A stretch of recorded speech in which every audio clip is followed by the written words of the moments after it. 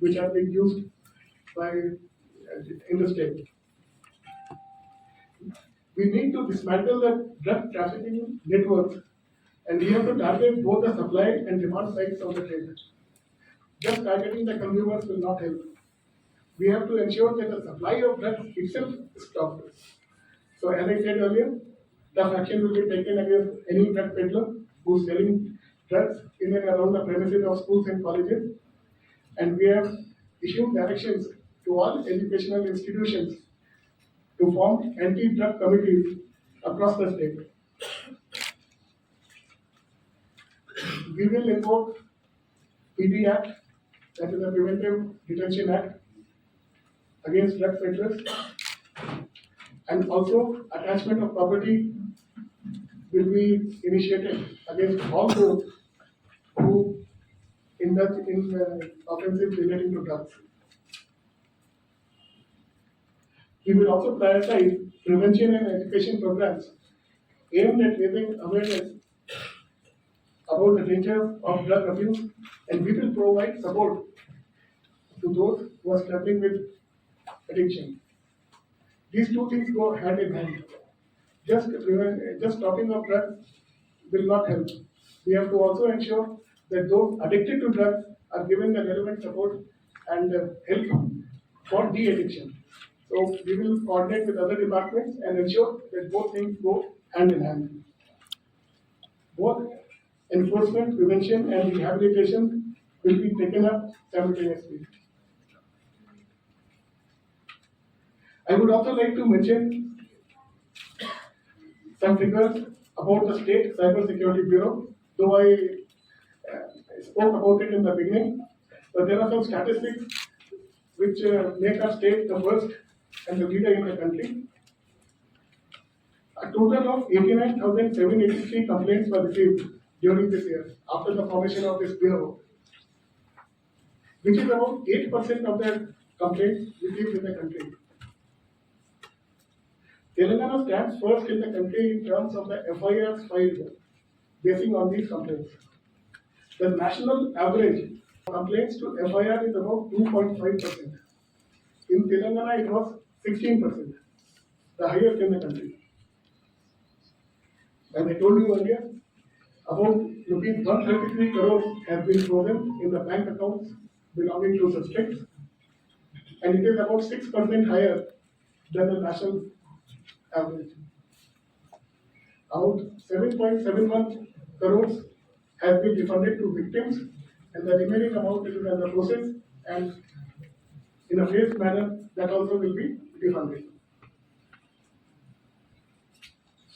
The analysis of the cases registered by this bureau shows that the top 5 cybercrime frauds are regarding sale and purchase of drugs, whether they are schools, colleges, in and around their institutions. I would like to request to the media to please share any information related to drugs with us expeditiously so that we can take action and the drug peddlers and the perpetrators can be caught quickly.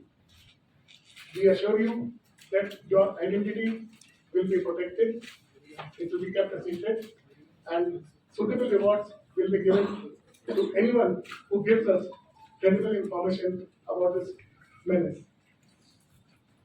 As far as cyber crimes are concerned, Telangana Police has been a pioneer in setting up an exclusive cyber security bureau. It's the only such agency in the country in any state. We are the first to have a dedicated call center, 1930, which is the national helpline for cyber crimes and also for T4C, the Telangana Coordination Center for Cyber Crimes. Since the establishment of this bureau, we have received about 90,000 complaints. Probably we are the highest in the country. We have registered 14,000 FIRs and frozen an amount of rupees 133 crores belonging to the accused. 30,000 SIMs which were involved in cyber crimes have also been blocked. We have also started now blocking the IMEI numbers of the mobile devices which have been used for commission of these crimes. For convenience of public, we have also started an SMS service since yesterday because 1930 was getting overloaded and we need to upgrade it. So for the time being, we have started an SMS service in which the citizens will get an SMS and a link through which they can lodge their complaint. Through the media, I would request the citizens to be alert. Most of our cyber crimes occur since we think that we are immune, nothing will happen to us. And also, we click any link which comes to us either through our mobile device or through an email. So in case we do it before giving it a second thought, we might fall prey to such crime. Please do contact us immediately on 1930 or cybercrime.gov.in and report any such incident. The golden hour rule is to follow within an hour. The sooner you report, the more likely it is that your money will be protected.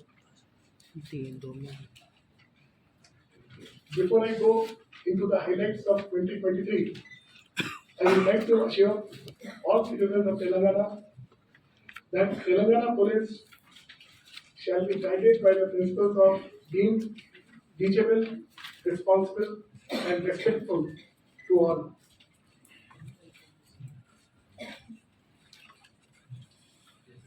Coming to the crime statistics,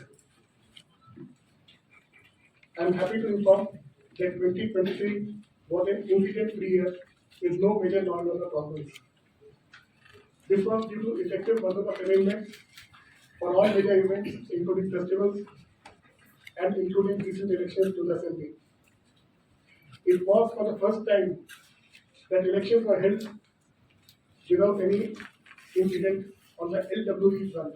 There were no extremist incidents during the elections. As such, I would like to congratulate the entire team Telangana Police for their efforts. Law and order was maintained well during the year. Coming to crime statistics, a total of 138,312 cases were reported during the year. This is up to the end of November. The details are given in the annual report, the booklet which has been given to you. If we look at a macro level, overall there was an increase of 9% in the number of cases registered. Why so? It was because of the 17.59% increase in cyber crimes.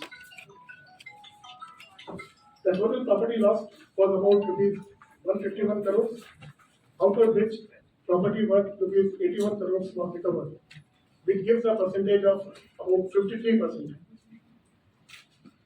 As regards road safety, I am happy to say that there was a slight decline in fatal road accidents, about 1%, but grievous road accidents, there was a sharp decline, about 60%, as compared to 2022. So, which is a good achievement. And since road safety is a priority for the police department, and we plan to ensure smooth traffic management and further reduction of road accidents with coordinated efforts with other departments like Transport Department, Municipal Department, R&B, etc.